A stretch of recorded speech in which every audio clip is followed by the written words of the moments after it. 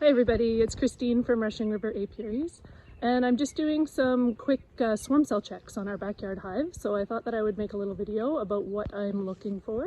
This one's a little less formal. I'll be moving the camera around a whole bunch hopefully to try and give you a view of what I'm looking at, but I'll talk you through it all. So I'll show you first how I open the hives to look up from the bottom at the frames, because swarm cells usually build right out on the bottom of the frames, usually of the top box if you're in two boxes.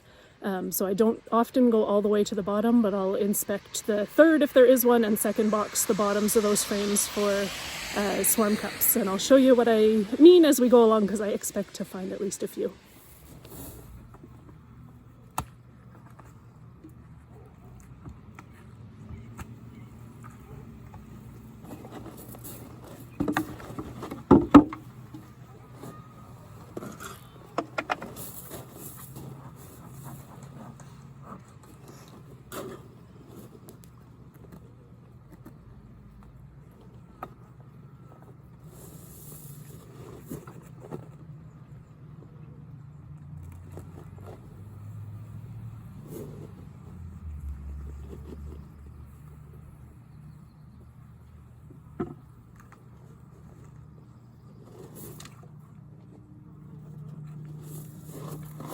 Okay, so that was a little look at how I kind of tilt the box forward. You'll find a pivot point. You need to kind of scooch it back about an inch so that it doesn't drop over the edge.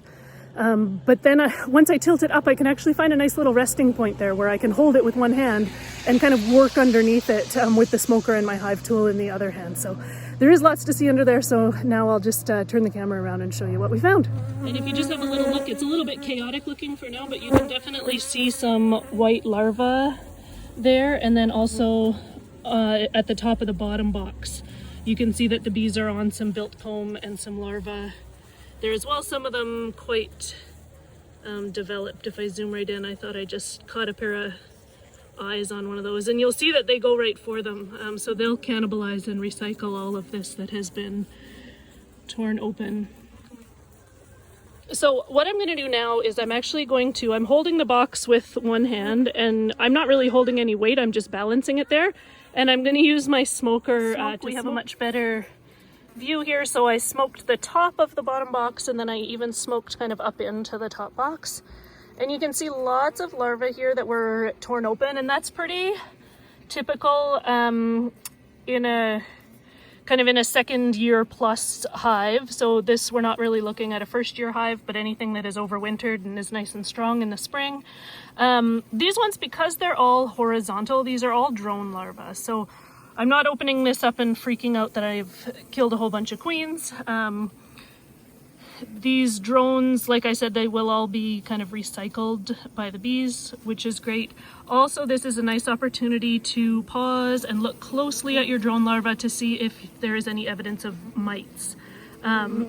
This doesn't replace mite testing regularly, but when you happen to tear open a bunch of drone comb, it is a convenient time to have a look at them and see if you have any notable mite load in that drones, because that's where they like to feed. And then these guys are already hurrying up here to take care of that larva. But I don't see on this one, and I am going to take the time to scrape this all off, but I don't see anything that is obviously a queen cell, so this is kind of what not to worry about. The bottom two boxes, so I'm looking up at the second box, and I do see some queen cells. So the difference is that when you're looking up from the bottom, queen cells are pointing right at you. So I can see two on the screen right here. Some bees are kind of blocking the tops of them. And then as I pan over, there's another one right there. So what I'm going to do now is I want to have a good look in these to see if there is an egg or larva. So I'm kind of showing you with the camera, but of course I'll have a better look after, and I'm checking them out to see if anything is inside them. Somebody's busy in that one. Let her get out of the way.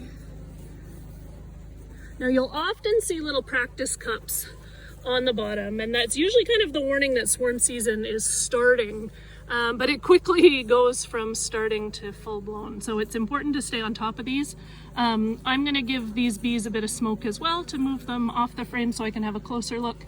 and then I will pinch any of the cells that I see. There's another one. Doesn't look like there's anybody in these ones yet. Okay, so now that I've smoked them up, you'll get a better view of, I see 1, 2, 3, 4 real obvious cells that I am going to just use my hive tool to scrape off. And you can kind of peek a little bit up in between the frames too, and you want to see that kind of horizontal brood comb or nothing, and you don't want to see any of those downward facing cells. The comb that I have scraped off. The bees are still busy kind of salvaging anything they can, the royal jelly and some of the larvae.